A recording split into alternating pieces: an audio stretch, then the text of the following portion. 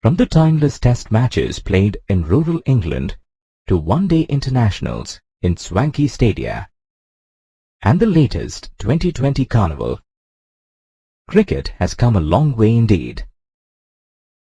In India, cricket had racial beginnings in the gymkhanas formed by different communities.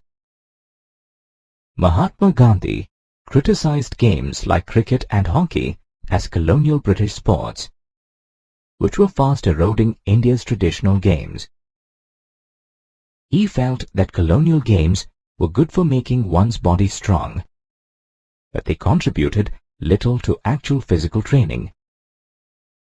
He viewed that colonial games could only be played by the privileged.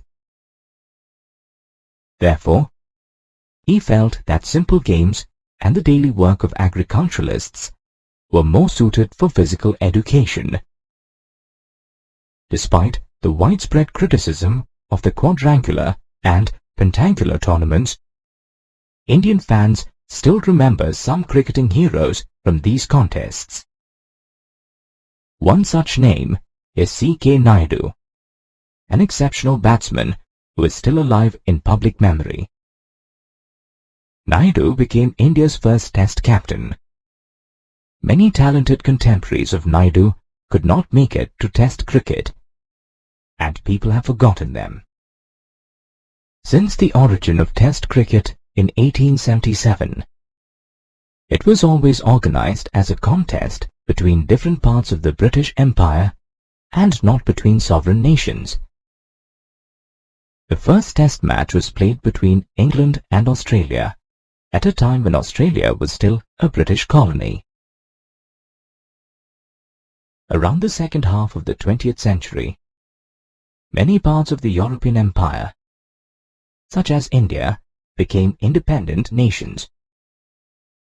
This process of the end of colonialism and the establishment of sovereign states came to be known as decolonisation. Decolonisation led to a decline of British control in several spheres, including sports. However, the organization of world cricket remained influenced by Britain for a long time. The regulation of international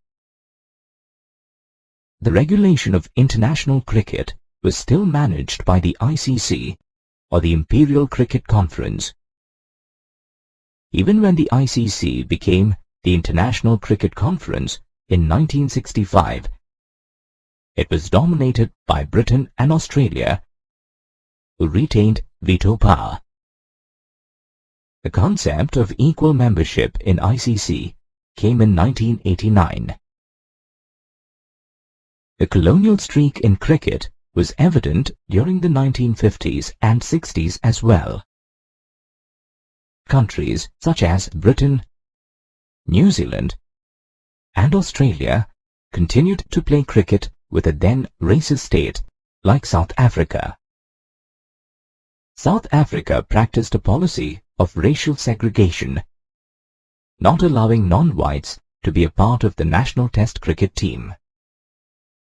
Many Test-playing nations like India, Pakistan, and the West Indies boycotted South Africa.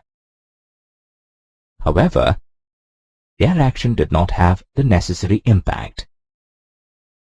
The combined effort of Asian and African countries, along with some liberals in Britain, forced the authorities to cancel a tour of South Africa to England in 1970.